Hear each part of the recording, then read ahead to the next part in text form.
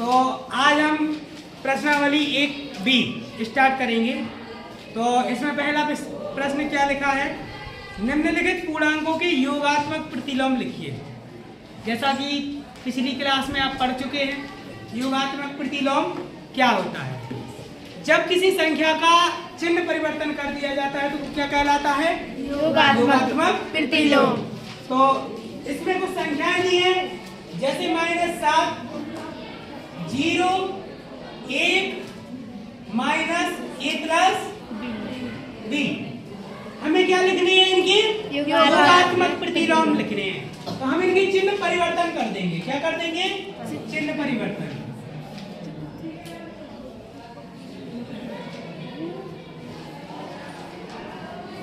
-7 का योगात्मक प्रतिलोम क्या आएगा, +7। 0 का 0, इसीलिए पढ़ा था पिछले क्वेश्चन में 0 स्वयं का योगात्मक प्रतिलोम होता है। 1 का -1 और -a प्लस b लिखा है, तो इसका योगात्मक प्रतिलोम क्या होगा, a प्लस b। प्रश्न संख्या 2, वितरण नियम से 15 गुणे 30 का मान ज्ञात कीजिए। वितरण नियम पिछली क्लास में पढ़ा था आपने, प्रश्न 2, 15 गुणे 32, इसका मान निकालना है। डायरेक्ट भी निकाल सकते हैं, लेकिन अपन को क्या करना है, वितरण नियम का उपयोग करना है। वितरण नियम में क्या था, 15 गुणे 30 प्लस 2, हमने 30 को 2 भागों में विभाजित कर दिया है, 30 प्लस 2।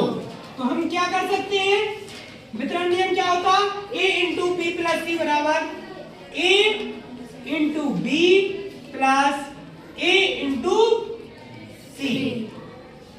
15 × 45, 15 × 2 = 30, कितना आ गया, 480। समझ में आ गया। प्रश्न संख्या 3,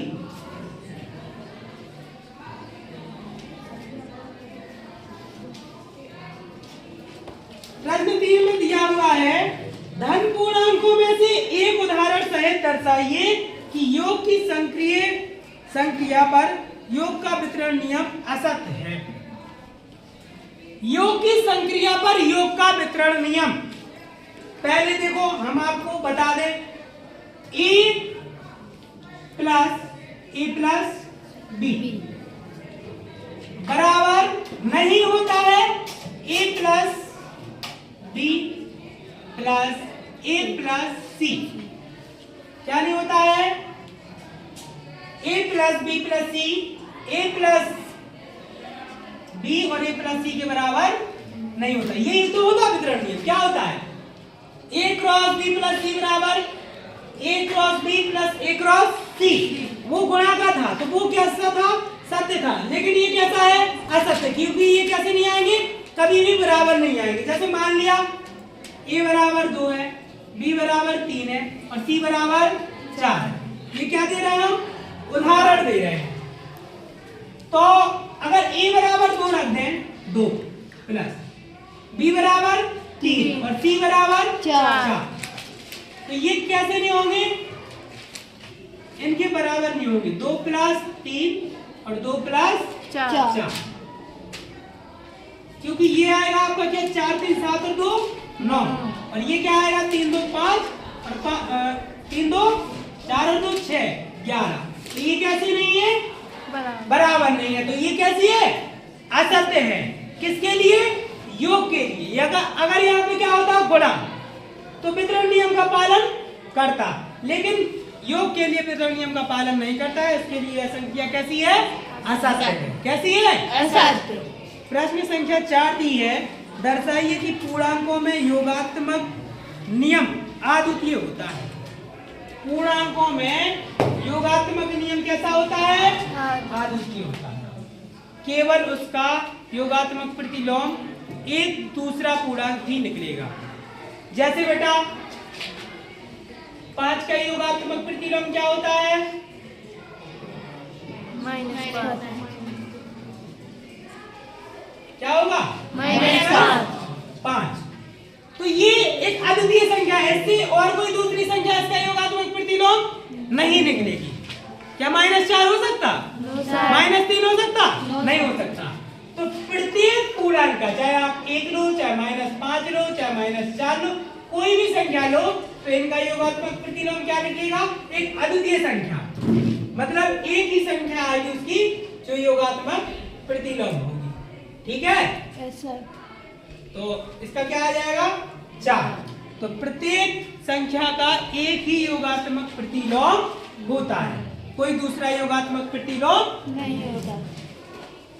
उसके बाद 5वां सवाल दिया है, निम्नलिखित संख्याओं में से धन पूर्णांक को छांटिए। इनमें से कौन कौन सी पूर्णांक ऐसी हैं बेटा? धन पूर्णांक। तो बहुत सरल है, आप लोग छांट सकते हो। ये कौन सा है? हल, 4 और 5। देखो, निम्नलिखित संख्याओं में से धन पूर्णांक छांटने हैं। पहला नंबर लिखा है 8 - 6। क्या लिखा है? 8 - 6।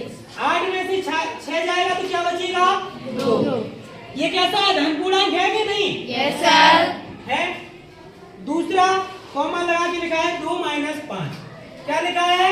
2 - 5। जब बड़ी संख्या माइनस की और छोटी संख्या प्लस की होती है, और जब हम उनको घटाते हैं एक दूसरे को, तो फिर क्या करते हैं? इसका आंसर क्या आएगा? -3, जो कि कैसी है? धन पूर्णांक नहीं है। तो ये संख्या कैसी नहीं है? धन पूर्णांक नहीं है।